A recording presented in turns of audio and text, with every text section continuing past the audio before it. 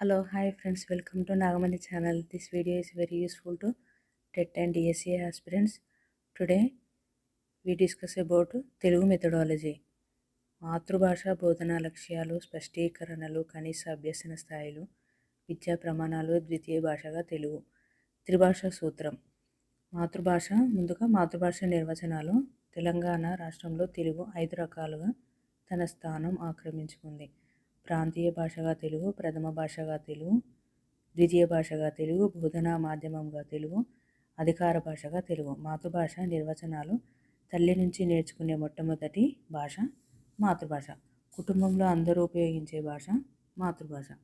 శిశువు తన అనుభవాలను వ్యక్తం చేయడానికి ఉపయోగించే భాష మాతృభాష. వ్యక్తికి గుర్తింపు రూపొందేది మాతృభాష.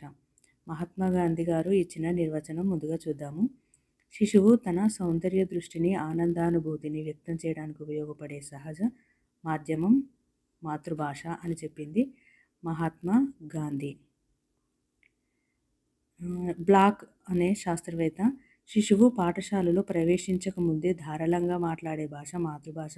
శిశువు తన జీవితంలోనే అన్ని రంగాలలో ఆత్మవిశ్వాసంతో వ్యవహరించేది మాతృభాష ద్వారానే అనేది బ్లాక్ అనే శాస్త్రవేత్త చెప్పారు.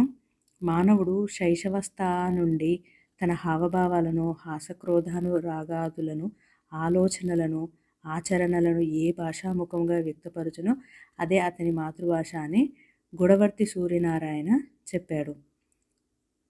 మహాత్మా గాంధీ సౌందర్య దృష్టి, ఆనందానుభూతి అని చెప్పాడు.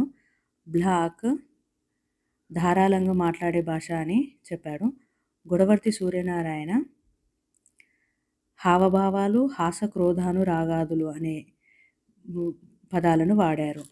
డబ్ల్యూఎం రైబర్న్ అనే శాస్త్రవేత్త ఆనందానుభూతితో పాటు, ఇక్కడ ఆనందానుభూతి మహాత్మా గాంధీ గారు కూడా వాడారు, డబ్ల్యూఎం రైబర్న్ కూడా వాడారు. ఆనందానుభూతితో పాటు జ్ఞానాన్ని కూడా పెంచుకోవడానికి సృష్టికర్త వలె సృజనాత్మక శక్తితో కొత్త సృష్టి చేయడానికి మాతృభాష మానవుడికి ఒక సాధనం అవుతుందని చెప్పాడు. ఆనందానుభూతితో పాటు మరియు జ్ఞానము, సృష్టి, సృజనాత్మక అనే పదాలు వాడిన వ్యక్తి WM రైబర్న్. Thanks for watching. Please subscribe.